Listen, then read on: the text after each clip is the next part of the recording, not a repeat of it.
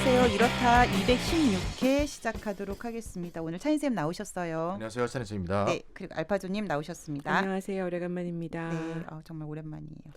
오늘 알파조님 어떤 주제 가지고 나오셨을까요? 오늘 사실은 이런저런 고민을 하다가 녹색 관련해 갖고 뭔가를 해야 되겠다 이런 이제 마음을 먹었는데 네. 어떻게 이제 녹색을 쓰려고 최근에 막 유행하는 어떤 담론들을 좀 찾아봤었어요. 그랬더니 이제 최근에 경제계와 금융권의 최대 화두가 바로 ESG라는 이 세 글자가 있습니다. MSG도 아니고 ESG는 뭘까? MSG? ESG라는 게 네. 있습니다. 이거 번역도 안 합니다. 그냥 ESG 이렇게 쓰는 그래요? 게 있는데 이게 아하. 경제계와 금융계권의 최대 화두입니다. 그래서 그래요? 한번 준비를 ESG? 해봤습니다. ESG. 전 처음 들어보는데 차인쌤 ESG가 뭐의 약자예요? 네, 조미료 이름 아니고요. 네. MSG. 일반인들은 낯선 용어일 수 너무 있는데 낯설어요. 네. 영어 단어로 environment, 환경, 네. E. social, 사회, 네네네. governance. governance 여러 가지로 번역할 수 있는데 여기서는 이제 기업의 지배 구조 이 세 개를 글자를 따서 ESC가 되겠습니다. G. 환경, 사회, 지배 구조.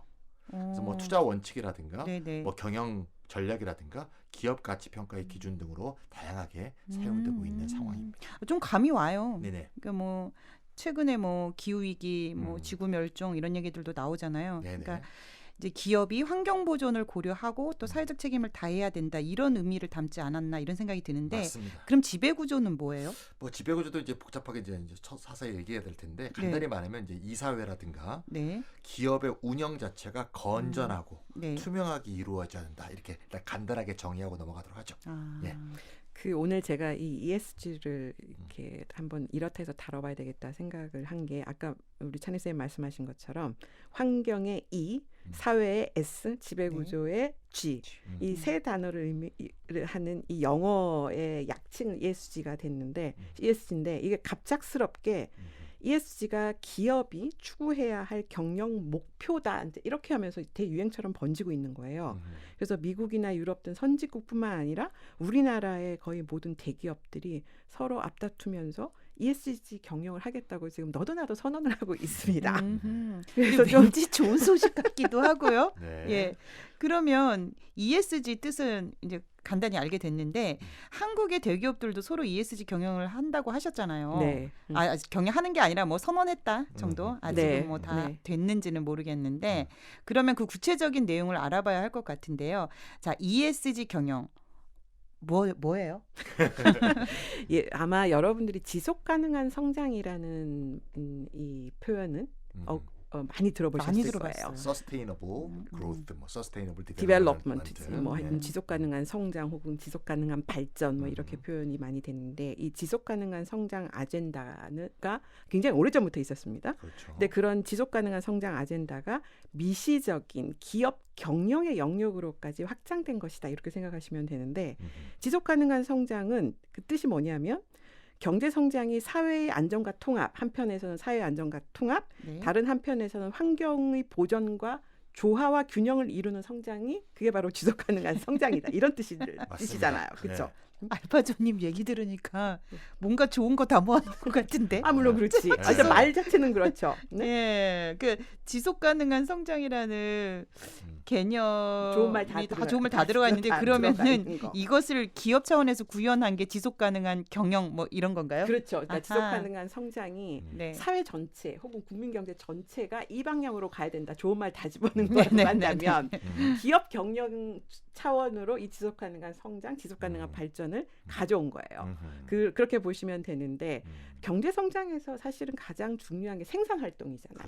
그렇죠. 생산 활동의 주체는 뭐예요? 기업이잖아요. 네. 따라서 기업 경영이 지속 가능한 성장 목표에 부합할 때 그때야 비로소 사회 전체가 지속 가능한 성장도 할 수 있다. 아무래도 그렇겠죠. 당연히 네. 그렇죠. 아직 정부가 아무리 지속 가능한 성장 목표를 세워도 기업이 같이 맞춰서 움직이지 않으면 사실은 그 목표를 달성한다는 게 말이 안 되는 거죠. 그래서 지속 가능성의 관점에서 기업의 가치와 성장성을 평가하는 3대 비재무적 지표라는 게 있어요. 그러니까 재무적 지표는 경영 성과를 우리 매출이나 매출액이 수익이나, 얼마다, 영업이익 뭐 이런 것들이죠. 영업이익이 얼마다, 뭐 주식 가치가 얼마다, 뭐 이런 네네. 막 이 숫자로 다 표현되는 이런 게 이제 재무지표. 재무적 지표라고 한다 그러면은 지속 가능한 그 기업의 가치와 성장성을 그런 재무적 지표가 아니라 비재무적 지표로 평가를 해야 한다. 그 3대 비재무적 지표가 환경, 사회, 지배구조 이제 이렇게 되는 거예요. 그래서 다시 한번 설명을 드리면 먼저 기업의 이윤 추구 활동, 기업은 이윤 추구 활동이 목표잖아요. 네. 그런데 기업의 이윤 추구 활동이 환경과 사회에 해악을 끼쳐서는 안 된다. 그렇죠. ES고 그다음에 지배구조 지표는 기업의 이윤 추구 활동이 주주의 이익뿐만 아니라 회사와 관련된 모든 이해관계자의 이익을 동시에 고려해야 된다. 이런 뜻이에요. 비재무적 지표 중에 3대 지표가 있다. 이건 뭐 외우셔야 돼요. ESG. 그래서 ESG. 그래서 환경, 사회, 지배구조. 네네네. 환경과 사회에 해악 끼치지 마라. 너희들 돈 벌면서. 이제 두 번째는 뭐냐면은 주주만 회사를 만드는 게 아니다. 회사의 성공은 주주만의 것이 아니다. 회사에 관련된 모든 사람들의 이익도 다 같이 반영해야 된다. 이런 뜻이에요. 뭐 기업 이윤 추구한다고 탄소 배출 많이 하면 안 되고 뭐 그런 이런 뜻이죠. 기준들을 얘기하는 거겠네요. 그러니까 ESG 경영 내용 들어보면은 되게 반 같기도 하고 실은 너무 당연한 얘기 아닌가 이런 생각도 좀 들거든요. 근데 최근 들어서 새삼스럽게 기업들이 ESG 경영을 강조하고 있는 게 그러면 그동안에는 그렇게 하지 않았다. 이런 걸 스스로 시인하는 거 아닌가 싶기도 하고요. 그렇죠. 그러니까 지금까지는 환경과 사회에 해악을 끼쳐왔고 또 회사 직원들의 안전에는 무관심하고 우리 최근에 있었던 사건이 또 확 떠오르는데 평택. 네네. 네. 그리고 회사 직원들의 안전에 무관심할 뿐만 아니라 또 납품업체에게 갑질하고요. 그래서 기업은 돈만 잘 벌면 그만이라는 식으로 경영을 해왔다는 것을 말하고 있는 건 아닌지 맞습니다. 생각이 들어요. 예. 기업도 그렇지만 그런 기업들한테 또 금융시장에서는 돈을 투자를 해줬거든요. 예, 그러니까 네. 이제 서로 이제 짝짝꿍 했던 거고 갑작스럽게 이제 경제계하고 금융권에서 이 대유행처럼 번지고 있는 ESG 경영 선언은 어떻게 보면 이제 당장 돈만 벌면 최고다라는 기존의 성장 공식과 또 이익은 사유화하다가 네. 문제가 생기면 비용은 사회화한다라는 그런 과거의 그런 관행과 결별을 한다. 이런 좀 긍정적 의미가 있다. 이렇게 볼 수도 있을 것 같고요. 그러네요. 근데 뭐 다 짐작하시겠지만 그 기업이 갑자기 뭐 신부님한테 고해성사하고 뭐 회개하는 것은 아닐 테고 네네. 뭐 ESG 선언이 과연 말뿐이 아니라 실천에서의 진정성이 있는지는 좀 두고 봐야 되지 않을까 그런 생각이 드네요. 그러니까 저는 무슨 생각이 드냐면 ESG 선언이 말뿐일 수도 있겠지만 한편으로는 앞으로는 ESG 경영을 하지 않으면 돈 못 버는 거 아닌가? 뭐 이런 생각도 지금 잠깐 드는데요. 그렇겠죠. 네. 그래서 마치 굉장히 그 이상적인 경영 원칙을 본인들이 하는 것처럼 이렇게 고해성사하는 것 같은데요. 자, 이제 이런 기업이 이제 이렇게 행동을 한다는 건 뭔가 내부적인 반성이라고 생각은 안 들어요. 또 외부적인 환경 변화가 있었을 것이고 이렇게 안 하면 돈 못 번다. 네네네 맞아요. 그래서 알파조님 그 ESG 경영 우리가 언제부터 이렇게 대두됐던 것이에요? ESG 경영이 ESG라는 용어 자체도 그렇고 ESG 경영 목표 이것도 새로운 건 절대 아닙니다. 이미 이게 언제적부터 나온 얘기냐면은 1990년대 말부터 UN 주도하에 지속 가능한 발전 아젠다가 사실은 전 지구적 아젠다로 부상을 한 거잖아요. 이제 1990년대 말인데 네. 이때 이미 ESG란 용어가 등장을 했었어요. 2000년도에 UN이 채택한 새천년 개발 목표 들어보셨는지 모르겠는데 새천년 개발 네, 목표. 밀레니엄 디벨롭먼트 골스라고 부르는 MDG라고 부릅니다. MDG. 이게 우리나라에서는 사람들이 좀 관심이 없는데 선진국에서 이거 엄청나게 중요한 이슈거든요. 아, 그래요? 네네네. 그래서 유엔이 채택한 새천년 개발 번역하면 조금 이상하긴 해요. 새천년이라 밀레니엄이. 새천년 민주당이 떠오르네요. 아니 그게 저희가요 1999년 12월 31일 날 모여가지고 휴거. 아니 그거 말고 우리 이제 운동권 사람들이 우리 동네 운동권들이 모여가지고 밤을 샜어요 카페에서. 그러니까 새로운 세기의 시작, 새천년이 시작된다 그래가지고 나 그 생각 그때 무슨 컴퓨터 뭐였었죠? 뻑 나타난다, 뻑 있다. 네네네네. 2K 버그. 그치, 뭐 그것들만 있었고, 근데 밀레니엄 1900년으로 돌아간다고. 아 추억 돋는다 진짜. 그래서 새로운 세기가 시작되는 거잖아요. 그래서 그때 밀레니엄 새천년 개발 목표 저는 좀 새천년이라고 하니까 약간 좀 이상 느낌이 천박하게 조금 들리는 게 있어요. 어쨌든 근데 MDG라고 해서 당시에 이제 유엔이 지속 가능한 발전이라는 아젠다 들고 나왔고요. 그 다음에 2015년도 이제 15년 만입니다. 그 후속 아젠다가 등장합니다. 새천년 개발 목표가 이제 새천년 이제 이미 한참 들어온 거잖아요. 15년이 지났으니까 이때 SDG라는 그 새로운 의제를 갖고 온데 이게 지속 가능한 발전 목표예요. 그러니까 MDG가 있었고 2015년도에 Sustainable Development Goals라고 해서 지속 가능 발전 목표라는 용어를 이때 이제 정식으로 채택을 하고 사회적 포용, 그다음에 경제 성장, 지속 가능한 환경 이 3대 분야에서 인간 중심의 발전 가치에 국제사회 합의를 본 게 바로 이 SDG예요. 그래서 기업들도 이러한 세계적 추세에 보조를 맞추면서 사회 책임 경영을 이때 주창하고 나선 것이죠. 우리나라를 비롯해서 전 세계 주요국들의 대기업들이 모두 다 지금 지속 가능 경영 보고서라는 거를 실제로 매년 발간해서 내고 있습니다. 그래서 자기네들이 얼마나 사회 책임 경영을 잘하고 있는지 그 활동을 보고하고 성과를 자랑하고 이런 지속 가능 보고서를 이때부터 내고 있고요. 물론 모든 기업이 다 하는 건 아니지만 어쨌든 선진국의 웬만한 기업들은 다 합니다. 그래서 여기서 사회 책임 경영이 바로 ESG 경영이에요. 그러니까 예전에는 그때도 이미 지속 가능, 그러니까 2015년대 유엔에서 SDG 목표라는 게 있었다 그랬잖아요. 지속 가능 목표 안에 ESG가 다 들어와 있어요. 근데 그때는 언론이나 뭐 업계에서 그냥 사회책임 경영이라고 부른 거예요. 근데 그 용어를 갑자기 최근 들어서 사회책임 경영 대신에 ESG로 바꿔버린 거죠. 그러니까 사회책임 경영하니까 ESG 중에서 S만 들어 이게 표현되는 것 같은 느낌이 있어서 그랬는지 어쨌든지 간에 사회책임 경영이 바로 이제 ESG 경영인 거고 기업의 지속가능 보고서 낸다 그랬잖아요. 매년 거기 사회책임 경영의 벤치마크 지표가 바로 ESG였었어요. 그래서 사회책임 경영을 그 모든 대기업들이 선언을 하고 지속가능 보고서를 내는데 거기에 이제 이 자기 활동 성과를 보고할 때 그 지표로 ESG가 이 3대 지표가 있었던 거예요. 그래서 최근에 새롭게 등장한 게 아니고 오래 전부터 기업들이 사실은 시행해 왔던 것이다. 이제 이렇게 볼 수 있고 우리나라에서 사회책임 경영은 사회공헌 활동 이건 많이 들어보셨죠. 그렇죠. 기업들이 사회공헌 활동한다. 맞아요. 이제 이걸로 더 잘 알려져 있고 그다음에 대기업들이 지금 공익재단을 설립을 해서 이러저런 지금 사회공헌 활동 지금 열심히 하고 있고 홍보도 열심히 하고 있습니다. 저는 21년 만에 기업이 왜 갑자기 2000년대 초반에 사회공헌 활동을 왜 이렇게 열심히 했는지 20년 만에 저 알았어요. 그러니까 당시에 저는 이 기업들과 같이 사회공헌 활동을 함께 했기 때문에 왜냐하면 지역사회에 그 복지 사업이나 프로그램들을 하려면 돈이 필요하잖아요. 그렇죠. 돈이 없었단 말이에요. 예전에는 회비만 가지고 이렇게 하다 보니까 복지 사업들을 할 수가 없었어. 근데 그때 당시에 시민단체들이 복지 사업을 할 수가 없었는데 이제 기업에서 사회공헌 활동 담당자들이 연락을 하고 나타나고 그래서 저는 하나기업이랑 같이 했었어요. 그래서 1년에 얘네 이제 예산이 얼마고 그 예산을 가지고 지역사회에서 무슨 사업을 한다. 그래서 뭐 삼성은 원체 많이 그때 시작해가지고 선두주자로 해왔고, 근데 삼성은 이제 기업에 대한 어떤 반감 때문에 받는 단체가 있고 거부하는 단체가 있었고, 저는 삼성은 거부하고 하나랑 지금 생각하면 참 기업이 다 거기서 거긴데 그래서 하나 체류탄 만드는 기업이었잖아요. 그러니까 근데 하나 기업하고는 일을 했다는 거지 2000년대 초반에. 이제 추억 돋네요. 근데 다 이런 그 기업들이 그렇게 움직인 게 자발적으로 뭐 사회에 큰 뜻을 좋은 일을 하겠다 이런 게 아니라 그러니까 이미 국제 사회에서 그런 합의가 있었기 때문에 그런 움직임들이 굉장히 구체적으로 나타나기 시작을 한 거예요.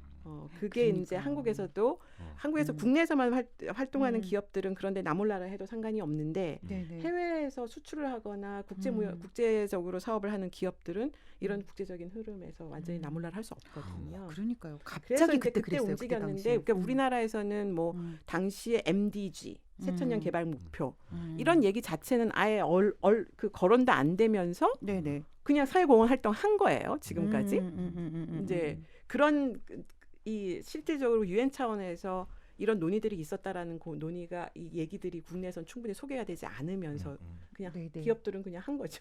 그리고 저희 같은 경우는 그냥 웬일이야 막 이러면서 또 여기서 또 이런 게 있네요. 네, 그러니까요. 아이고 참. 그렇습니다. 어쨌든 그러니까 기업의 사회책임 경영의 지표가 바로 ESG였다는 것이잖아요. 그렇죠. 네, 기업의 사회공헌 활동은 대기업들이 TV 광고나 뭐 언론 광고 등으로 자주 홍보를 하니까요. 그렇죠. 우리들한테는 매우 익숙한데요. 저 또한 사람이 중요하다. 그래서 뭐 저 또한 너무너무 익숙하고 그러면서 네. 뒤에선 갑질하고. 그러니까 지역사회가 상생해 왔다고 땡땡그룹은 한화 아니야 혹시? 왜냐면 한화가 지역사회 조직들이랑 많이 일을 했거든. 두 번째 거 땡땡그룹은 지속 가능한 내일을 생각합니다. 요게 한화. 여기 하나. 이게 태양광을 하잖아요. 그래서 기업들이 이렇게 사회적인 경영이나 ESG 경영에 관심을 갖게 된 그 배경을 조금 더 구체적으로 얘기를 해주시면 좋을 것 같아요. 2000년대부터 갑자기 우리나라 대기업들이 시민단체 사회공헌 아, 한다 그러면서 그러니까요. 돈을 주기 시작했다. 네. 이제 딱 그때 시작된 거잖아요. 국제적으로도. 그러니까 1990년대 말 2000년대 초반에 닷컴 버블이 있었죠. 그 붕괴가 그렇죠. 되죠. 그다음에 2001년도가 우리가 그 월드 트레이드 센터가 무너진 게 2001년이죠. 그러니까 2001년도가 버블 붕괴에다가 그다음에 이제 그 월드 트레이드 센터 무너지고 테러로 이제 이런 일들이 있으면서 완전 세계가 엉망일 때였습니다. 그때 엔론 사태 터지고 월드컴 사태 터지고 하면서 그 대형 회계 사기가 세상에 막 알려지고 이랬었어요. 이때 완전 뒤숭숭했던 시절이에요. 이때가. 그러니까 닷컴 버블 꺼지고 그다음에 뭐 이슬람 테러가 나와서 이제 미국이 공격을 받고 그 와중에 엔론 사태가 벌어지고 회계 부정 사태 벌어지고 월드컴도 엔론만큼도 굉장히 유명한 회계 사기 사건이었거든요. 이제 그게 막 정신없고 시끄럽고 막 이런 상황에서 2008년도에 이제 완전히 글로벌 금융위기가 폭발적으로 이제 일어나게 됩니다. 이제 그러면서 기업의 주주하고 외부 투자자들이 자신의 이익을 보호하기 위해서 그러니까 이때 돈 어마무시하게 잃었을 거 아니에요. 그렇죠. 투자한 기업들이 이제 회계 사기해서 거기 주주들 돈 다 잃었을 테고 그다음에 글로벌 금융위기 때 투자자들 돈 왕창 잃어버리고 이제 이러면서 기업의 주주나 외부 투자자들이 자신의 이익을 보호해야 될 이게 구체적인 이유가 생기기 시작한 거예요. 그래서 기업이 당장의 재무적 성과 지표는 엄청나게 좋아요. 돈 엄청나게 버는 것 같이 보여요. 근데 그것 말고도 비재무적 지표까지 들여다봐야 할 것 같다. 이제 이런 문제의식을 갖게 된 거죠. 상장사들 보면은 분기별로 기업 실적을 발표합니다. 이제 그때마다 기업 주가가 막 보통 요동을 치지 않습니까? 뭐 거의 뭐 3개월마다 기업 주가들이 볼 때마다 이제 그 즉각 이제 주가가 반응을 하는데 경영진들은 보통 보수를 받을 때 스톡 옵션 받는 거 아시잖아요. 이 스톡 옵션 보너스를 노리고 만약에 회계를 조작하는 거예요. 이럴 수도 있는 거고 그다음에 단기 주가 상승을 시키면서 나중에 이 스톡 옵션 자기 실현해가지고 돈 벌려고 이런 식으로 주가를 그러니까 조작까지 해가면서 단기 주가 상승 이런 경영에 몰두를 하면 언젠가 거품이 꺼지게 되면 회사가 망할 거 아니에요. 네네. 망하거나 그러면 이제 주주들 다 돈 잃어버리는 거고 투자 상품이 휴지조작되고 이런 일들이 지금 계속해서 벌어지고 있다. 이런 거 때문에 투자자들이 나름 각성을 하고 기업 경영을 제대로 감시하겠다라는 의지를 지금 보이고 있는 거다. 이제 이렇게 생각하시면 될 것 같아요. 예상했던 대로네요. 뭐 투자 업계 큰 손들이 기업 경영을 평가하는 기준을 바꾼 것이고 그렇죠. 또 그에 따라서 기업들이 그렇게 움직일 수밖에 없었던 것이라는 얘기인데 아무래도 2008년 글로벌 금융위기가 결정적 계기가 아니었을까 싶어요. 네, 그럴 수밖에 없겠죠. 아무래도 2008년도 글로벌 금융위기가 이제 큰 타격이 돼서 기관 투자자들이 아무래도 비판적인 이제 문제의식이 생겼을 것이고, 네. 뭐 기관 투자자들은 뭐 여러 가지 사례가 있지만 특히 이제 연기금이라든가 보험사 같은 경우가 이제 금융시장에 막강한 영향력을 가진 대표적인 기관 투자자들 아니겠습니까?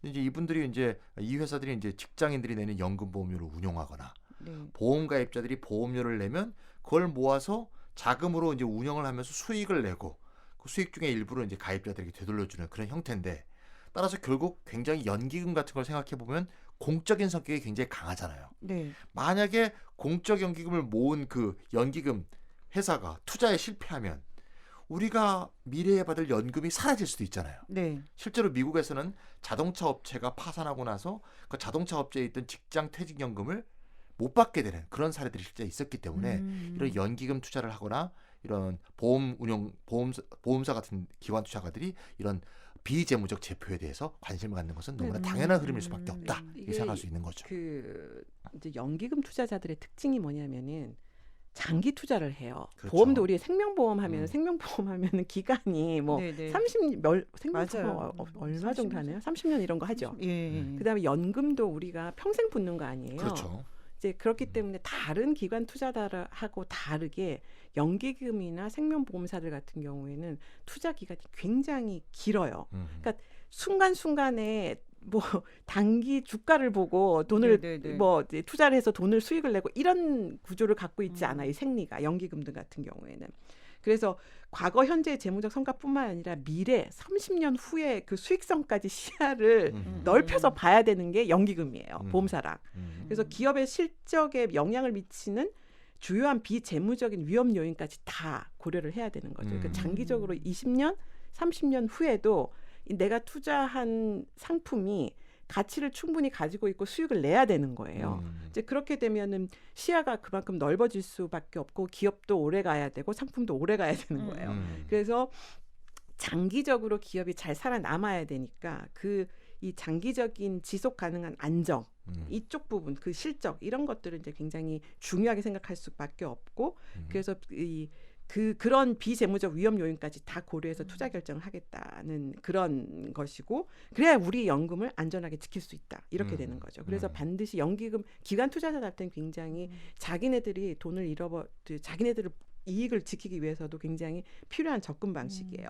그래서 그 2010년도에 국제 표준화 기구라는 데가 ISO 26000이라는 게 있어요. 이게 기업들이 다 채택하고 있는 거예요. 기업들이 국제표준화 기구에서 ISO 26000, iOS 26000 이게 사회공헌 코드거든요. 아 그래요? 네. 그래서 기업의 사회책임 경영 국제표준을 제정해서 발표를 합니다. 그래서 국제적으로 사업을 하는 모든 기업들이 ISO 26000을 채택을 하고 있고 거기에 맞춰서 사회책임 경영을 해야 되고 사회공헌 활동을 해야 돼요. 그래서 이 26000의 7대 핵심 주제가 있는데 그 첫 번째가 조직의 지배구조. 지배구조가 제일 중요하다. 기업의 경영에서. 그다음에 인권, 노동 관행, 환경, 공정 운영, 소비자 쟁점, 소비자 보호해야죠. 지역사회 참여 발전 이렇게 7개의 7대 핵심 주제로 이제 이런 것들이 다 지금 기업들한테 그 채택해라 이렇게 얘기가 되고 있는 거죠. 아니 이게 2010년도에 만들어졌다는 거 아니에요? 네네. 그러면 이 기업들이 다 이거를 채택은 하고 있는 거죠? 채택하고 있죠. 네. 채택은 다 하고 있어요. 그래서 사회공헌 활동하잖아요. 그러고 안 읽는 거 같죠. 저는 ISO 26000 이게 왜 또 이제 ISO 26000에 이게 뭔 줄임말인지 처음 듣는 얘기라 좀 잘 모르겠긴 했는데 그것도 궁금하고 아니 이게 무슨 구속력이 있기는 한 건지에 대한 궁금함도 좀 있어요. 구속력은 그러니까 원래 그 표준화 기구에서 여기서 얘기한 26000은 사회공헌에 관한 국제 표준인데 이 국제 표준은 구속력은 없습니다. 당연히 없어요. 그러니까 기업들이 다 채택은 하고 있는데 채택을 안 해도 그만이에요, 솔직히. 그렇지. 그리고 너무나 우리가 기업이 이윤 활동을 하는데 이윤축 활동을 하는데 사회하고 환경에 해악을 끼치지 마라. 이건 너무나 당연한 얘기지 않아요? 그런데 그리고 지구상의 모든 국가가 아까 얘기했던 지속가능한 발전 목표 SDG라고 얘기하는 이 목표에 다 동의합니다. 근데 SDG 국제적 약속 다 했거든요. 합의하고 도장 다 찍었단 말이에요. 근데 구속력은 없어요. 그래서 이게 이제 약간 국가적 차원에서는 선언적 수준에 불과하고 그 실효성이 늘 의문시 될 수밖에 없는 건 사실입니다. 마찬가지로 기업들도 국제표준화기구 ISO 26000 다 채택했어요. 그래서 충실하게 ESG 경영하겠다 약속했어요.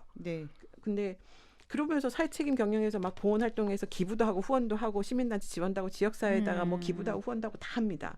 그리고 지속가능 경영 보고서 발간도 하고 민간 차원에서의 노력도 하기는 해요. 근데 이게 모두 다 자율 규제 사항이기 때문에 강제성은 없습니다. 그냥 하는 거예요. 왜? 평판을 생각해서 기업의 이미지? 기업 이미지죠. 그래서 자화자찬하는 우리 이렇게 사회에서 유익한 일을 합니다라는 자화자찬하는 이 그 지속가능 경영 보고서를 발간은 하고는 있는데 강제성이 없어서 사실은 약속을 안 지켜도 상관이 없고 자율 규제니까 우리가 열심히 하고 있어요라고 하는 이 정도의 자기 약간 자족적인 이거고 사실은 그래서 이 사회공헌 활동 부서가 어디냐면요. 기업의 홍보부예요. 그렇더라고요. 기업의 홍보부에서 하는 거예요. 기업의 홍보할 때 우리 돈 홍보 활동의 일부네. 그렇죠. 돈 잘 법니다. 이거뿐만 아니라 기업을 홍보하는데 우리 사회를 위해서 이렇게 좋은 일을 합니다. 홍보 차원에서 홍보 예산, 광고 예산 있잖아요. 그거 하는 것처럼 이제 사회공헌을 열심히 이제 홍보부에서 관리하고 있는 거죠. 심지어 직원들이랑 소풍도 갔어요. 아, 그쪽 한강으로. 직원들하고? 네. 담당이 사회 공헌 활동이죠, 그게. 네. 아유, 그런 그 지금까지는 국제적 상황을 살펴봤는데요. 이제 한국 상황으로 좀 들어가 봤으면 좋겠어요. 그러니까 우리나라도 지속 가능한 발전이란 말이 저도 많이 들어봤거든요. 굉장히 반복적으로 되게 많이 들었던 얘기인데 네, 정부 관계자들도 많이 쓰고요. 네네네. 근데 이게 지금 우리나라가 어떻게 되고 있는지도 좀 궁금하고 그러네요. 이 우리 마돈나님 혹시 네네. 한국에 지속 가능 발전 법이라는 게 있다는 거를 아세요? 이 법까지 만들었어요? 전 처음 듣는 얘기인데. 저도 처음 들었습니다. 네. 저도 몰랐어요. 네. 저도 네. 좀 창피한 일인데 저도 몰랐어요. 이번에 처음 알았어요. 아니 알프조도 모르면 뭐야? 그러니까 이상한데? 우린 모를 수 있지. 그러니까 네. 그 그러니까. 지속 가능 발전 법이라는 게 있더라는 거예요. 그럼 이게 법이 이런 법이 있었어? 그래서 찾아보니까 언제 제정이 됐나 보니까 네. 노무현 정권 말기입니다. 2007년 8월에 제정이 됐더라고요. 아하. 제가 이때 막 한국에 막 들어오던 시점이에요. 그렇군요. 그리고 아, 2008년도 2월에 시행이 됐어요. 그러면 이때가 음. 딱 뭐냐면 정권 교체기예요. 그렇죠, 그렇죠. 그러네요. 네. 2007년도 12월에 아마 선거를 했을 했죠. 거고 네네. 그 다음에 그럼 인수위가 만들어져서 2월 말인가 이때 아마 정권 이제 이양이 되는 이 구조인데 요때 이제 그 시행에 들어갔더라고요. 근데 문제는 저도 한 번도 들어본 적이 없는 거죠. 그러니까 저도 네. 못 들어봤고 저도 못 들어봤고 지금 다들 처음 듣는 네. 얘기인 거죠. 실제로 있는 법인 거죠, 그러니까. 지금. 있어요. 제가 그래서 이 저기 시도하고 뭐야. 있는. 있어요. 그러니까 이 법이 있다는 거는 또 이 법을 지키지 않으면 페널티도 있어야 되는 거잖아요. 그래가지고 이거 제가 뭐야? 여기 우리나라의 네네. 모든 법을 모으는 이제 법제처에서 네네. 운영하는 게 국가법령정보라는 네. 이 웹사이트가 있는데 네네. 제가 거기서 찾아봤다니까요. 아. 그래서 시행령도 있나요? 아이 다 있죠. 그래서 다 있어요? 2007년도 8월에 네. 제정돼서 2008년도 2월에 시행에 들어온 걸 제가 그 네. 국가법령정보센터 법제처 그렇군요. 들어가서 확인한 건데 네. 왜 이게 그러면 사람들이 전혀 모를까 이렇게 생각을 네. 해보니까 이게 노무현 정권 때 제정된 법이잖아요. 그렇죠. 그다음에 네네. 이제 이명박 정부가 딱 됐잖아요. 네. 그러니까 이명박 정부가 무슨 환경에 관심이나 있었겠어요. 그러니까요. 그러니까 음. 근데 2010년도에 네. 이때 우리나라가 G20에 가입을 하잖아요. 네, 맞습니다. 맞아요. G20 G20 TNT에 들어가서 막 선진국에 막 가고 이러니까 네. 국제 아젠다잖아요. SDG가. 여기서 나 몰라라 할 수 없는 상황이 됐어요. 그렇군요. 그러면서 2010년도에 저탄소 녹색 성장 기본법이 제정이 됩니다. 그러니까 지속가능 발전법은 노무현 정권이 만들고 네. 이명박 정부는 2010년도에 저탄소 녹색 성장 기본법을 만들면서 녹색 성장을 하자. 그러니까 녹색보다는 성장에 이제 더 방점이 찍힌. 저 갑자기 이 저탄소 녹색 성장 기본법이 지속 가능 발전법을 덮어쓰기 한 것 같은 기분이 약간 그런 거 맞아요. 네. 실제로 근데 네. 사실 이 지속 가능 발전법 자체 내용이 굉장히 좀 별로 없어요. 그냥 선언적인 네. 게 조금 많은데 어쨌든 이명박 정부 때 그 2010년도에 저탄소 녹색 성장 기본법이 만들어지면서 녹색 성장을 지원하기 위한 온갖 내용들이 막 들어가는 거예요. 그러면서 이제 지속 가능 발전법이 사실은 이제 정치권이나 그 관심 밖으로 이제 완전히 밀려난 것으로 보이는데 네. 지속 가능 발전법 제1조를 보면 모든 법의 제1조가 목적이거든요. 네. 거기에 보면 이 법은 제가 그대로 인용합니다. 네. 이 법은 지속 가능 발전을 이룩하고 지속 가능 발전을 위한 국제사회 노력에 동참하며 현재 세대와 미래 세대가 보다 나은 삶의 질을 누릴 수 있도록 함을 목적으로 한다. 좋은 말이죠. 그다음에 네. 제2조에는 무조건 개념 정의가 들어갑니다. 그 1항에 보면 지속 가능성 이거 네. 개념 정의해야 되거든요. 거기를 지속 가능성이란 현재 세대의 필요를 충족하기 위하여 미래 세대가 사용할 경제, 사회, 환경 등의 자원을 낭비하거나 여건을 저하시키지 아니하고 서로 조화와 균형을 이루는 것을 말한다. 이게 지속 가능성 정의고 2항이 지속 가능 발전 개념 정의를 하고 있습니다. 지속 가능 발전이란 지속 가능성에 기초하여 경제의 성장, 사회의 안정과 통합 및 환경의 보전이 균형을 이루는 발전을 말한다. 이렇게 정의를 하고 있어요. 정말 좋은 말 맞네요. 아니 그런데 이런 법을 저도 모르고 심지어 알파존님도 몰랐다면은 거의 무용지물 아니에요? 약간 그런 느낌이 조금 드는 게 이게 이 지속 가능 발전법이 조항 몇 개 없어요. 근데 이제 이 법에 따르면은 그러니까 중앙 정부하고 지방 정부가 지속 가능 발전을 위해서 애를 쓰자. 라는 네. 거에 대한 얘기예요. 그래서 지속가능 발전 이행 계획을 수립하고 추진하고 정부는 이제 이걸 관리를 해야 되잖아요. 네. 그러니까 지속가능 발전 위원회라는 걸 구성을 해서 2년마다 이행 계획을 그러니까 중앙 정부하고 지방 정부가 지속가능 발전 이행 계획을 만들잖아요. 그럼 2년마다 그 위원회가 이행 계획 추진 상황을 점검하고 정부에게 보고해야 된다. 이제 이런 내용이에요. 뭐 이걸 안 하면 뭐가 문제가 뭐 벌칙이 있고 이런 내용이 아니라 그래서 정부가 무슨 일을 해야 된다라는 이런 내용을 적은 법률인데 법까지 만들어서 이제 정부가 지속 가능 발전을 하겠다. 이런 정책을 하겠다라는 약속을 한 것에 불과해요. 근데 이제 국제사회도 한국도 이제 한국이 노력하고 있다 우리도라는 걸 보여주는 효과는 분명히 있어요. 왜냐하면 법을 만들었으니까. 뭐 약간 선언적인 법인 거 아니에요? 그런 거죠. 그러니까 정부는 그 내용이 전체가 이게 다예요. 정부는 중앙 정부와 지방 정부는 지속 가능 발전 계획을 만들어라. 그 계획을 수립을 한 다음에 위원회가 이걸 점검하고 관리한다. 요 내용이 사실은 전부예요. 그래서 한국이 이런 법도 만들었다. 이거 자랑하기는 쉬워요. 그래서 제가 봤을 때는 뭐 그 한국도 이런 걸 합니다라는 걸 국제사회에 자랑하는 효과는 분명히 있는데 네. 우리 국민들이 전혀 체감을 못 하잖아요. 그리고 그렇죠. 정부가 실제로 지속가능 발전 계획을 만들고 있는지도 모르고 있고 그걸 실제로 이행하는 걸 관리하고 있는지도 모르고 있는 거예요. 제가 봤을 때는 그런 면에서 국민들이 전혀 체감 못 하니까 들어본 적도 없고 무용지물이라고 보는 게 맞지 않을까.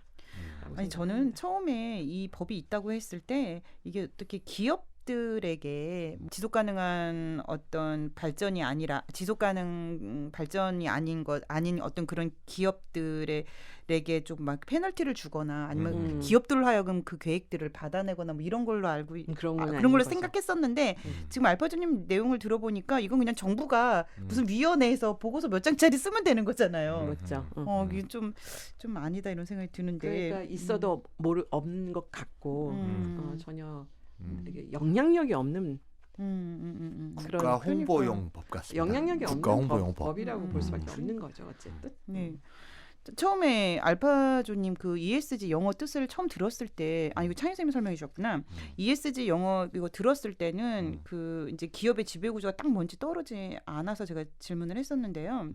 얘기를 듣다 보니까 이게 좀 무슨 얘기인지 좀 분명해지는 그렇죠. 것 같기도 하고, 그리고 회사의 지배 구조라고 하면은 우리나라 재벌 체제 문제점을 거론할 때마다 자주 등장하는 용어잖아요. 그렇죠. 예, 그러니까 재벌이라는 게 자체가 지배구조의 문제죠. 그러니까요. 그래서 뭐 가족 경영이나 일감 몰아주기나 뭐 순환 출자나 뭐 우리 이렇다 해서도 삼성 다룰 때 아마 이런 얘기가 나왔었나요? 많이 했었죠. 많이 했죠. 많이 했었잖아요. 그래서 이런 재벌가의 형태가 나쁜 지배 구조에 해당하는 게 아닐까 싶어요.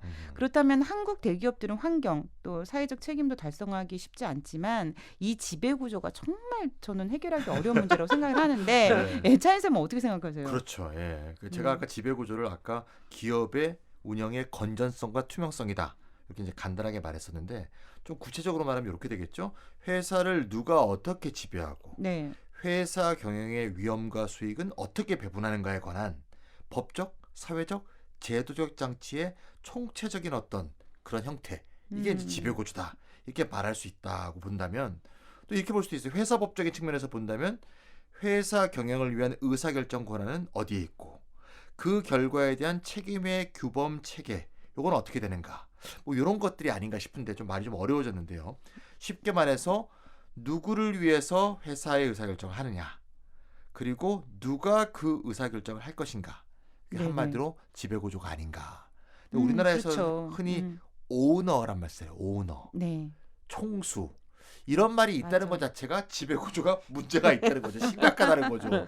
무슨 뭐 3% 2% 갖고 있는데 걔가 오너야. 뭐 황당한 거죠. 다시 말하자면 이 뭐랄까 하여튼 구조 자체가 문제가 있고 또 권한은 아주 많은데 책임은 조금만 지고 이거 자체도 맞아요. 굉장히 심각한 괴리가 있다. 뭐 잘 아시다시피 총수 일가가 소수 지분으로 거대한 기업 집단 그룹 전체를 지배하고 또 그거를 아들 손자에게 물려준. 경영권을 네네네. 세습해.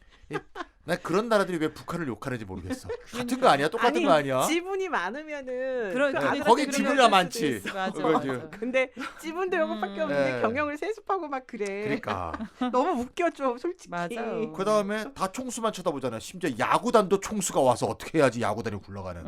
총수가 회사의 모든 의사결정을 다 독점하는 거예요. 그렇죠. 그 다음은 이제 총수 일가의 이익이 노동자나 계열사나 납품업체 또는 소비자 등 다른 모든 이해 당사자들보다 우선하는. 또 경제신문에서 항상 그렇게 되죠. 이번에 뭐 어떻게 상속을 해서 이 누구 지분은 얼마, 이부진 지분은 얼마, 이서연 지분은 얼마, 뭐 환금 분할이다 무슨 개소리 하고 있었기 때문에 이런 거 자체가 다 지배구조의 문제다. 아니, 말할 수밖에 없습니다. 근데 그런데다가 최근에 지금 이재용 사면 얘기가 그렇죠.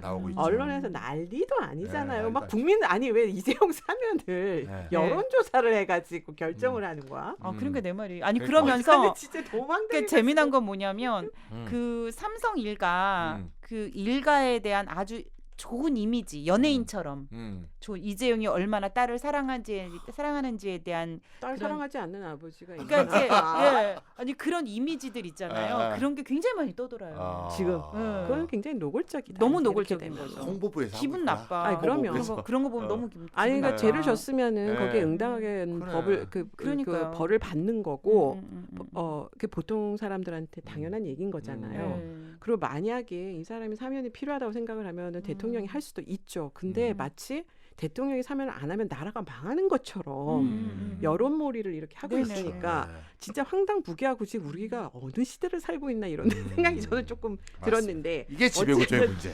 어쨌든 이게 자기가 100% 지분을 가지고 있는 회사에서 총수가 혼자 의사결정을 독점하고 뭐 이러는 거는 너무 당연한 일이지만 어쨌든 한국 같은 경우는 권한과 책임 사이가 완전히 극단적으로 불일치하고 뭐 하여튼 이런 재벌 지배 구조가 가장 나쁜 지배 구조의 전형인데 그 대표적인 기업이 삼성이고 지금 우리가 얘기하고 있듯이 자연스럽게 떠오르잖아요, 삼성.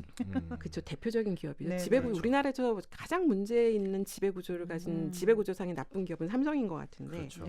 이재용 승계의 핵심 문제가 바로 이재용 개인 지분이 거의 없는 삼성그룹의 주력 회사인 삼성전자에 대해서 이재용의 지배력을 만들어주는 이게 계획이잖아요. 그러니까요. 이게 가장 큰 문제가 이재용의 삼성전자 지분이 거의 없거든요. 그런데 삼성 전체 그룹사에서 가장 중요한 게 삼성전자인데 삼성전자에 이재용의 지분이 없어. 그러니까 우리가 이재용 승계하면 사람들이 막 복잡하게 생각하는데 딱 이것만 생각하시면 돼요. 삼성에서 가장 중요한 삼성전자의 이재용이 후계자인데 경영권을 세습한 후계자인데 이재용 지분이 없다. 그러면은 그래서 이 이재용 삼성전자의 이재용의 지배력을 만들어 주려고 온갖 수작을 다 부린 게 이제 이재용 승계 기획이다. 이제 이렇게 보시면 되는데 이건희 사호의 총수 직계 가족들이 최대 지분을 가진 삼성물산이 원래 삼성 에버랜드가 우리 예전에 한번 했었잖아요. 그러니까 걔네들은 에버랜드는 지분이 많은데 정작 중요한 삼성전자는 이제 안 가지고 있으니까 이 삼성그룹 전체 총수 일가의 지배력을 확보하기 위해서 이제 온갖 일들을 벌여서 결국엔 지금 어떻게 되겠습니까? 박근혜 국정농단 재판 받고 난 다음에 또 불법 승계 재판이 이제 막 열렸어요. 최근에 4월 달부터 지금 열려서 하고 있거든요. 또 다른 재판이에요, 이거는. 어떻게 될지 그래서 결말이 어떻게 나올지 정말 궁금합니다. 근데 그런데 벌써 사면 얘기가 나오니까 이 사면은 국정농단 있잖아요. 박근혜 때 그 사건이에요. 그다음에 아직 승계 재판은 열리지도 않아요. 형을 받지도 않고 지금 막 열리고 있는 중이니까. 근데 벌써 재판이 지금 되지도 않은데 이제 사면 재판 사면 얘기는 이제 국정농단 사면 나오면은 어차피 불법 승계 재판을 해야 되니까 그때 또 유죄 나오면 또 감방 가야죠. 그래서 하여튼 결말이 어떻게 될지는 좀 두고 볼 일입니다. 삼성이야말로 진짜 이미지 광고 많이 했잖아요. 뭐 사회공헌 같은 사회적 책임 막 이런 거 엄청 강조한 것 같은데 이게 말과 행동이 불일치하는 게 삼성만의 문제는 아니겠죠? 물론 그렇기는 한데 뭐 대표적으로 우리나라를 대표하는 기업인데 가장 문제가 지배구조상에서 가장 문제를 많이 일으키는 기업이기도 하잖아요. 그래서 이제 삼성은 그냥 대표로 매를 맞는다 뭐 이렇게 생각하면 본인들은 억울할 수도 있겠지만 삼성전자도 보면 매년 지속 가능 경영 보고서를 발간을 하고 있습니다. 제가 오죽했으면 이걸 찾아봤겠습니까? 그래요? 내가 무슨 얘기 하고 있는지 너무 궁금한 거예요. 삼성은 뭐라고 하고 있는지가. 네네. 그래서 한번 찾아봤어요. 삼성전자의 지속 가능 가능 경영 보고서입니다. 삼성전자 이거 인용입니다. 그대로 삼성전자의 지속 가능 경영은 이윤과 주주 가치 극대화를 통한 경제적 가치와 글로벌 시민사회의 일원으로서 시티즌십 강화에 따른 사회적 가치를 결합한 통합적 가치 창출을 목표로 합니다. 그 문건 그대로 하신 거예요? 네, 이거 그대로 영문작입니다. 야, 이거 진짜. 제가 봤을 때는 그 해외 대기업들 영문 있잖아요. 그걸 그거를 그대로 한국말로 번역을 하니까 말이 이상하잖아요. 도대체 지금. 뭐야? 뭔 말이야? 막 이런. 이윤과 주주가치 극대화를 통한 경제적 가치와 멋있잖아요. 그다음에 글로벌 사회 시민사회의 일원으로서 이거 다 영문 그대로 번역한 거라 보시면 되겠습니다. 그래서 삼성전자의 핵심 가치를 근간으로 삼성전자의 핵심 가치가 뭔지 모르겠는데 여기 그 얘기가 없어요. 삼성전자의 핵심 가치가 없어요. 보국 뭐 이런 걸 거예요 아마.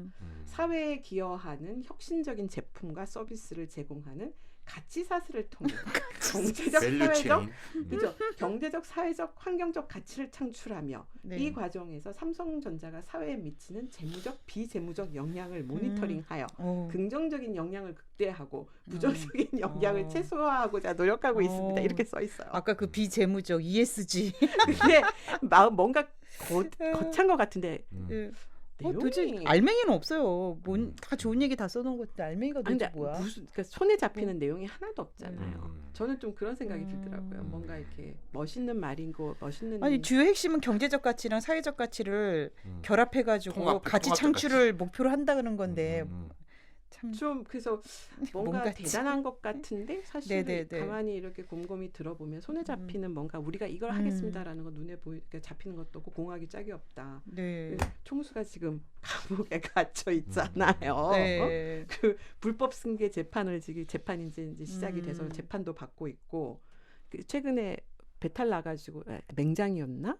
그것 때문에 재판이 늦어졌어요. 그래서 이제 병원 가서 오래 있다가 이제 다시 이제 어느 정도 회복이 돼서 나와서 재판이 이제 시작이 됐어요. 아니 젊은이 휠체어 타고 나올 수도 없고 참 난감하겠다. 지금 건강을 다시 회복한 것 같아요. 어쨌든 그 사실 그 의사결정을 독점하고 있는 이 후계자가 경영권을 세습한 후계자가 감옥에 갇힌 상태에서 또 새로 재판을 받고 있지 않습니까?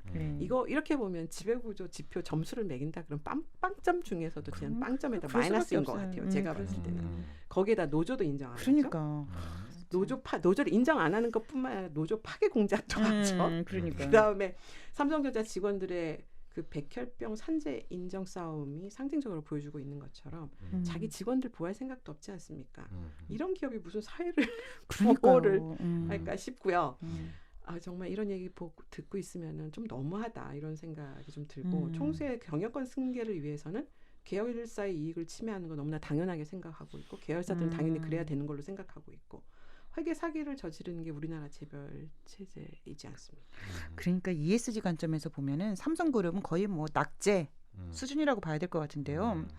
아니 이렇게 평판도 안 좋고 총수가 감옥에 가 있는 상황에서 삼성그룹은 어떤 방식으로 대처를 하고 있어요? 평판 리스크 지금 뭐 당연히 안 좋죠. 그다음에 총수 리스크가 바닥을 치고 있죠. 네네. 지금 이제 삼성전자도 그냥 가만히 있을 수는 없는 상태고 그래서 꺼낸 비장의 카드가 뭐냐면 그 대규모 주주 환원입니다. 제가 예전에 한번 이 얘기 한번 한 적이 있을 거예요. 오늘 어떻게 지배구조 ESG 얘기하다가 삼성 얘기를 하고 있는데 삼성전자가 어마무시한 주주 환원을 합니다. 주주 환원이란 말이 굉장히 어려운 듯한데 주주한테 배당해 준다는 뜻이에요.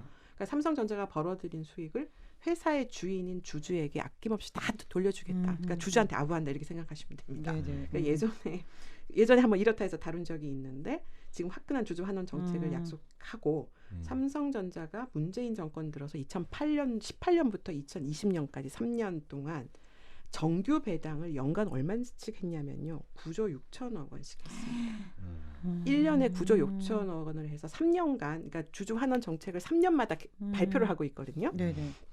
연간 9조 5천억 원씩 해서 28.9조 원을 28조 9천억 원을 배당을 했고 정규 배당입니다. 그것 말고도 일회성 특별 배당금을 별도로 지급을 하는데 작년에 그러니까 3년 마지막 해, 네네네. 3년도 마지막 해죠. 2020년도에 일회성 특별 배당금을 얼마를 지급했냐면은 10조 7천억 원을 지급을 했습니다. 그러니까 정규 배당을 하고 또 특별 배당을 했다는 거잖아요. 네, 자기네들이 주주환원 정책을 3년 단위로 할 때 정규 배당 플러스 일회성 특별 배당을 하겠다라고 이미 선언을 한 상태예요. 이 정도 배당할 정도면 돈을 도대체 그래서 얼마를 벌었다는 그렇게 해서 거죠? 2020년 그러면 한 해 동안에 정규 배당이 9조 6천을 했다 그랬잖아요.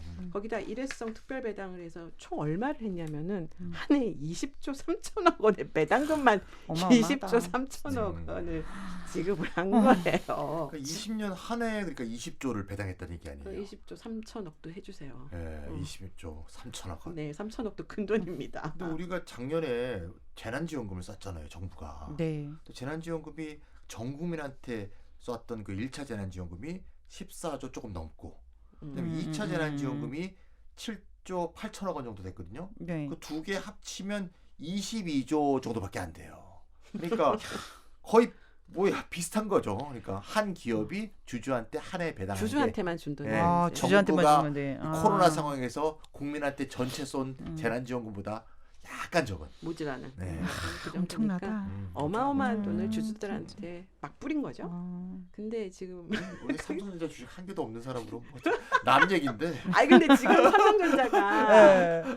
뭐 요즘에 보니까 8만 전자 뭐 이런 얘기 지금 하고 네. 있거든요. 8만 전자가 아. 7만 전자가 됐다는 거예요. 아. 그러니까 한때 거의 10만까지 가서 이게 5만 원으로 액면 분할해 가지고 네, 주가가 네네네네. 5만 원이 됐었거든요. 네네네. 근데 작년부터 주가가 지금 모든 주가가 막 이렇게 하늘로 치솟고 있잖아요. 네. 그게 거의 10만까지 갔어요. 9만 얼마까지 갔었어요. 어. 그러다가 이게 8만 원대로 내려오고 네. 지금 7만 원 선이 무너졌다 그러거든요. 음. 그러니까 만약에 지금 삼성 전자 주식을 늦게 산 사람들 있죠. 네네네. 7만 원 더 올라갔을 올라갔을 때 산 때. 사람들은 지금 다 돈을 잃어버리고 있는 중이에요. 그러니까는 아. 개인들은 삼성전자가 영원히 돈을 벌 거라고 생각하니까 주식을 막 사들이고 있는데 네네. 기관 투자가들 다 버리고 있거든요. 아, 기관 지금요? 투자가들이 다 그러니까 이게 거의 10만까지 갔다가 떨어지는. 그 기관 투자자들하고 외국인 투자자들은 삼성전자 주식 다 팔아요. 지금 그러다 보니까 그걸 개인들이 들어가서 막고 있는데 떠받치기를 하고 있는데도 이게 9만 원대에서 8만 원대로 내려오고 7만 원 선이 무너진 상태인 거죠.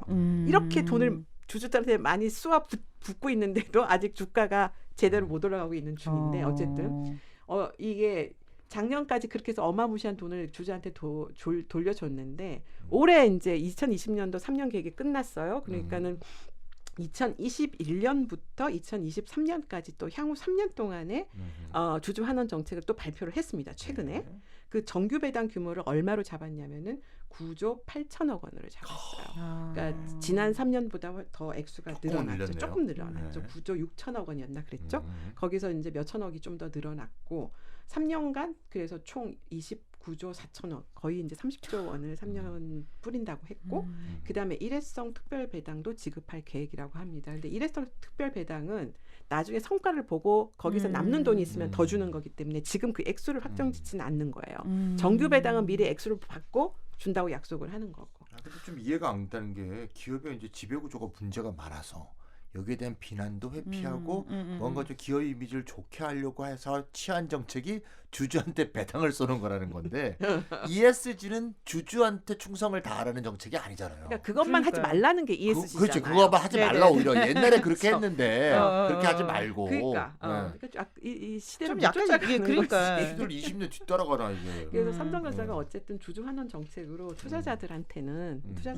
엄청나게 어필을 하고 있습니다. 우리 이렇게 당신들한테 모든 걸 아낌없이 다 줄 테니 우리한테 투자를 하십시오라고 지금 이렇게 어필을 하고는 있는데 찬일쌤 말씀하신 것처럼 ESG 지배구조 지표 기준을 보면은 이런 정책은 주주만을 위한 편향적인 의사결정이잖아요. 비판을 받아 마땅하죠. 네. 그래서 삼성그룹은 즉 환경 차원에서도 사실은 ESG 동참 선언을 하기는 했습니다. 그래서 삼성그룹 소속의 금융회사들이 있어요. 삼성생명 그리고 삼성화재 이제 이 금융회사가 있는데 2020년 작년 11월에 최근 금융권에서 유행처럼 번지고 있는 탈석탄 금융 제가 언제 한번 이렇다 해서도 얘기를 했었는데 삼성생명이 탈석탄 금융 선언을 했습니다. 그래서 2020년 한국 석탄금융 백서라는 게 있는데 거기를 보면은 국내에 162개 금융기관이 있는데 보험사 뭐 은행 뭐 다 합쳐가지고 작년 6월 기준으로 12년간 작년 6월 기준 12년간 국내의 석탄 발전에 투자한 금액이 총 60조 원인데 그 중에서 삼성생명이 가장 많아요. 회사채 6조 5천억 원 정도, 그다음에 PF 대출이 한 9조 3천억 원 정도 해서 둘이 합쳐가지고 7조 4천억 원이 좀 넘는 돈. 그다음에 삼성화재가 보험지원금으로 5조 9천억, 약 6조 원. 그래서 이 석탄금융 중에 이 두 회사가 민간 투자 총액의 40%를 차지하고 있어요. 그 정도로 압도적으로 이제 우리나라는 석탄금융은 공기업들이 많이 하거든요. 해외 나가고 뭐 이럴 때. 그렇죠. 근데 이제 민간 투자 총액의 40%를 삼성생명하고 삼성화재 이 두 개가 차지하고 있을 정도로 압도적인 큰 비중을 차지하고 있다. 근데 어쨌든 이 두 회사가 앞으로는 석탄 금융을 안 하겠다라고 선언을 했으니까 어쨌든 긍정적인 방향인 건 분명히 맞죠. 그래서 이 두 회사가 이 민간 투자 시장에서 차지하는 비중이 높은 만큼 파장도 클 것으로 예상이 되는데 문제는 뭐냐면 지금 석탄 금융 엄청나게 많이 퍼부어 놨잖아요. 이거에 대해서는 딱 입을 닫고 아무 얘기도 안 하는 거예요. 이거는 조금 그 문제가 있는 거 아닌가라고 비판을 조금 받고 있죠. 그렇군요. 제가 이제 이 오늘 방송 이제 오면서 며칠 전에 왔던 이제 경향신문에 이게 일면 탑으로 났더라고요. ESG 경영 요구 글로벌 큰 손들이 커져. 5월 8일자인데 저희가 지금 방송이 이제 녹음이 5월 14일 날 하고 있는데 며칠 전에 이제 경향신문에 났죠. 그래서 내용을 좀 보니까 제가 좀 소개를 좀 해드리면 일면 톱 기사였어요. 세계 최대 규모의 자산 운용사로 아주 유명한 블랙록이라는 자산 운용사가 있죠. 운용 자산만 얼마인가 하면 얘네들이 8천조 원이에요. 8천조요? 8천조 원. 예, 어마어마하죠. 세계 1위입니다. 우리나라 엄청나다. GDP가 2천조 원이에요. 이 블랙록이 작년에 우리나라 한국전력에 베트남과 인도네시아에 추진 중인 석탄 화력 발전소 건설에 대해서 명확한 전략적 근거를 설명하라. 요구했다는 신문 기사를 냈어요. 또 이제 LG 화학도 얼마 전에 그 인도 공장에서 가스 누출 사고가 있었죠. 이게 이제 인바이러먼트에서 심각한 문제니까 요거에 대한 자세한 보고를 하라. 이런 블랙록의 요구가 있었다는 거예요. 그래서 우리가 처음 방송 처음부터 얘기했지만 세계적인 투자의 큰 손들이 이런 식의 압력을 가하니까 기업들이 뭐 석탄금융에 발을 뺀다든가 이렇게 할 수밖에 없는 거죠. 없어요. 그래서 이제 전경련이 발표한 이제 최근에 발표했는데 글로벌 자산운용사 ESG 관련 주주권 행사 추이라는 보고서를 보니까 작년에 블랙록이 주주 제한 표결에 참여한 한국 기업이 삼성전자, SK하이닉스, 네이버 등 굵직굵직한 회사를 중심으로 해서 27개의 기업의 이 주주 제한 표결에 참가했다는 거예요. 그래서 보통 그 주주 제한 표결에 어떤 내용으로 참여를 했나 하면 주로 환경 분야에 많이 좀 집중이 돼 있었다고 우리나라가 그만큼 환경 부분에 대해서 ESG 경영을 안 해왔기 때문에 이 부분에서 지적할 게 투자자 입장에서 굉장히 많은 거죠. 그래서 아무래도 앞으로 ESG 문제는 계속 신문이나 언론에 많이 나지 않을까 이런 생각이 듭니다. 이게 이런 압력 때문에 억지로라도 하게끔 안 할 수 되는 없는 거 거죠. 아닌가 싶은 생각이 8천조 원을 갖고 있는 투자 기업이 그러니까 이게 얘기를 하면 따라야 되죠. 그러니까 글로벌 투자업계의 흐름이 이러하니까 이제 과거처럼 ISO 26000 같은 어떤 강제성 없는 규정보다는 좀 더 법적으로 강제하려는 흐름도 나오지 않을까 싶은 생각도 들어요. 실제로 지금 기관 투자자들이 이제 블랙록 같은 업체들이 이제 기관 투자자라고 볼 수 있는데 이 투자자들이 이 환경, 특히 환경금융, 녹색금융에 대해서는 굉장히 요구가 굉장히 노골적으로 들어오고 있습니다. 근데 실제로 그러면 얘네들은 또 왜 이러냐? 그 뒤에 또 뭐가 있냐? 이게 EU를 중심으로 해서 ESG를 법제화하려고 하는 그래서 지금은 자율적인 규제를 하고 있잖아요. 그러니까 우리 사회가 지속 가능하려면은 발전 성장하려면 이렇게 가야 된다. 너희들이 알아서 해라. 이제 이런 자율 규제라는 게 알아서 하라는 거거든요. 근데 그게 아니라 강제적 의무를 부과하자. 그래서 법으로 만들자. 라는 그런 움직임들이 점차 가시화되고 있습니다. 그래서 지난 3월 올해 이제 3월이죠. EU가 지속 가능 금융 공시 규정이라는 걸 도입해서 이미 시행에 들어갔어요. 그러니까 모든 금융 회사들은 공시를 해야 돼요. 지속 가능 금융 공시를 해야 돼요. 그래서 이 SFDR이라고 불리는데 Sustainable Finance Disclosure Regulation이라고 해서 지속 가능 금융 공시 규정이 지금 시행에 들어갔기 때문에 이게 유럽 금융 산업 전체에 적용되는 단일한 ESG 프레임워크를 도입하기 위한 패키지 정책 중에 하나로 지금 먼저 이게 시행이 들어간 거예요. 환경부터 먼저 시행에 들어간 거죠. 네. 그래서 이게 이유가 지속가능 발전 2030 어젠다 만들어서 탄소세하고 어쩌고저쩌고 뭐 탄소 중립하고 막 이런 거 다 하고 있는 그 큰 아젠다의 하나로 이미 지금 지속가능 금융 공시 규정을 도입을 한 거예요. 강제하는 거예요. 무조건 해야 돼요. 그래서 환경부 ESG 중에서 환경 부분에서 가장 먼저 강제성을 띈 법제화가 지금 이루어지고 있고 지금 앞으로도 더 강화될 전망입니다. 그 세계적으로 그렇게 가니까 그럼 우리나라가 어떻게 해야 되겠습니까? 우리나라도 ESG 경영 공시가 의무화됩니다. 금융위가 올해 1월에 그 기업 공시 제도 종합 개선 방안이라는 걸 발표를 했어요. 근데 지금 이유는 올 3월부터 이미 시행에 들어갔잖아요. 근데 우리나라는 언제냐면은 의무로 한다 이제 자율에서 의무로 바꾼다 이렇게 했는데 공시 의무화 적용 대상이 2025년부터 2025년부터 시작이에요. 근데 2025년부터 2030년까지는 자산 2조 원 이상의 코스피 상장사.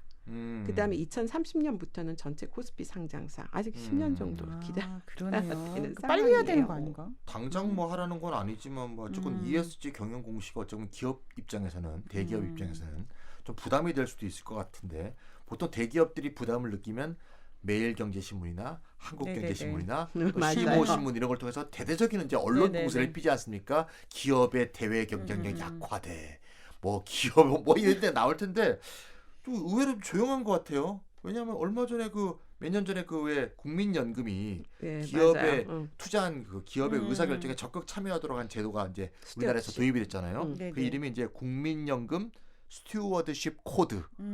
영어를 많이 쓰니까 요새는 샌드박스부터 시작하고. 그러니까 이게 사람들이 들으면 무슨 말인지 일부러 그런 것 같아요. 예. 그린 뉴딜도 그 영어잖아요. 그 일반인이 어떻게 알겠어 그거를. 아니 내 말이 그냥 녹색 투자하면 안 돼. 그러니까 그냥 알아듣게 하면 되는 건데. 어쨌건 그러니까 국민연금 스튜어드십 코드 도입할 때는 사실 우리나라 국민연금이 우리나라 기업의 최대 투자자잖아요. 그렇죠. 안 투자한 기업이 없거든요. 6% 10% 막 그냥 지분이 엄청나게 크니까 사실 국민연금이 투자한 기업을 의사결정에 참여한다 그러면 사실 국가가 정부가 직접 개입할 수도 있는 여지가 있기 때문에 당시에서는 연금 사회주의다 그러면서 막 경제신문이 난리를 쳤는데 이 ESG 경영은 이제 도입 의무화한다는데 좀 조용해요. 아무 소리가 없네. 그게 뭐 이거 지금 길길이 떠봤자 아무 소용이 없는 게 전 세계적인 추세잖아요. 이게.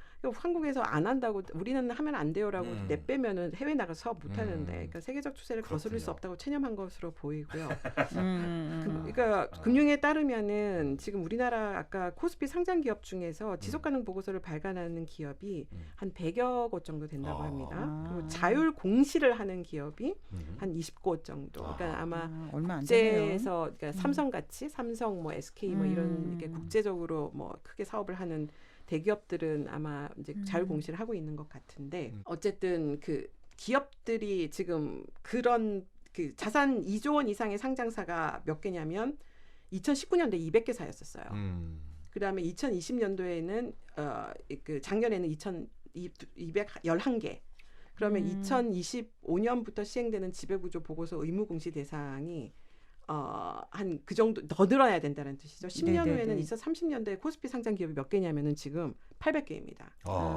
이게 이 모든 기업들이 지금 뭐 당장 2025년부터는 한 200개가 넘는 기업들.